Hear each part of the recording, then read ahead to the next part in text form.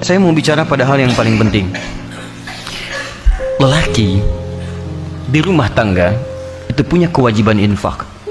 Dalil Quran surah keempat ayat 34 paling kiri sebelah atas. Ar-rijalu qawwamuna 'alan nisa bima faddalallahu ba'dahum 'ala ba'din wa bima anfaqu min amwalihim. Tolong fokus di sini. Infak pertama, kepala keluarga kepada anggota keluarganya. Saat Dzulhijjah ini, coba antum evaluasi. Bukan hanya meningkatkan kuantitas infak. Saya tidak bicara uang belanja tambah misalnya, atau anak-anak tambah bekal, bukan. Coba anda evaluasi, memasuki bulan Dzulhijjah ini, selama anda berikan nafkah untuk keluarga, berapa di antara nafkah itu yang sudah mendekatkan keluarga kepada Allah Subhanahu wa Ta'ala? Cek. Anak-anak disekolahkan di mana? Antum capek-capek cari kerja, dibiayai, tiba-tiba setelah dewasa dia tidak bisa sholat. Jenazah tidak bisa menyolatkan antum. Antum meninggal tidak bisa mengafani antum. Apa investasi antum? Gak ada gunanya di situ. Hanya dunia saja. Kalau cuma mengangkat status dunia, antum ketinggalan. Yang belum beriman pun mereka sudah mengangkat anaknya demi status dunia. Anda pengen anak juara matematika, anak orang lain sudah dapat Nobel. Makanya saya katakan, kalau berlomba untuk urusan dunia itu kecil, nilainya nggak ada. Celupkan air ke dalam gelas, angkat sedikit, tetesan pertamanya dunia. Cuma segitu nilainya. Tidak berlomba untuk akhirat. Begitu anda lombakan anak anda untuk akhirat, maka dia akan jadi pemenang termasuk dalam urusan dunianya. Ya, dunia itu seperti bayangan.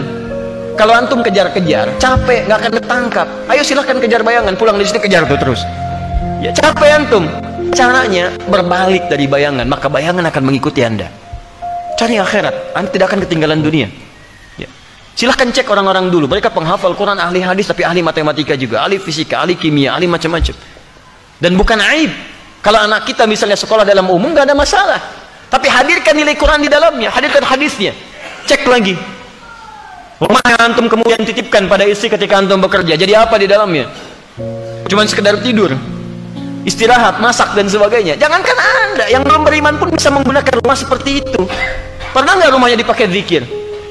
Majlis ilmu, tempat untuk bermunajat kepada Allah, tempat untuk mendidik anak-anak yang dekat dengan Allah. Ada nggak ruangan untuk baca Quran untuk anak-anak? Ada nggak contoh untuk sholat berjamaah? Ada nggak si kecil punya sajadah? Jangan-jangan anak nggak bisa sholat bukan karena mereka sulit diminta sholat, karena antum nggak pernah memfasilitasi dengan infak itu supaya mereka sholat. Coba lihat pakaiannya, pernah nggak berikan pakaian khusus untuk sholat? Coba lihat kelengkapannya, jangan-jangan di kamarnya cuma novel yang dikoleksi, bacaan Quran tidak pernah ada, mushaf tidak ada. Bagaimana anda bisa berdoa menjadikan anak yang soleh sementara anda tidak memfasilitasi anak anda untuk soleh? Coba lihat kendaraan antum sebelum masuk ke dalam bulan-bulan ini.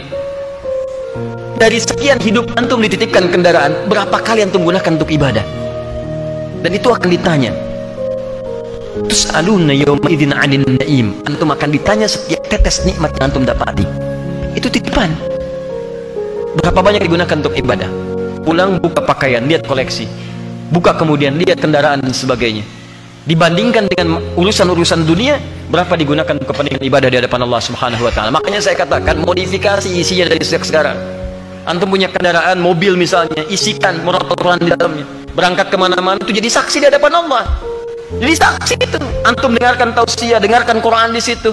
Ya pakai motor misalnya, gunakan untuk yang baik-baik dan seterusnya. Itu luar biasa. Dan itu indah. Kalau nggak percaya coba bikin visi dari sekarang, perbaiki keluarga, nafkah yang digunakan, gunakan untuk kepentingan nilai-nilai kebaikan sebagai tuntunan syariat, maka Allah akan titipkan keberkahan di dalamnya. Ada seorang ahli Quran tinggal di pedesaan, suaminya bekerja sebagai buruh bangunan, istrinya itu ngambilin kayu, Masya Allah, kadang-kadang tidak malu di sawah dan sebagainya. Tapi tahukah antum, istrinya hafizah, penghafal Quran, anak-anaknya penghafal Quran. Suami pulang ke rumah cuma 500.000 dibawa, tapi tidak pernah ada keluhan di lisannya. Yang dia katakan, Masya Allah, Alhamdulillah, Abi bawa uang banyak sekali, banyak sekali. Setiap tamu datang dimuliakan oleh beliau, makanannya, segalanya, macam-macam, ada keberkahan di dalam. 500.000 tahan dalam sebulan, disebut banyak, dan ada keberkahan di dalamnya. Antum 5 juta, 15 juta masih merasa kurang, butuh berapa lagi? Coba cek lagi.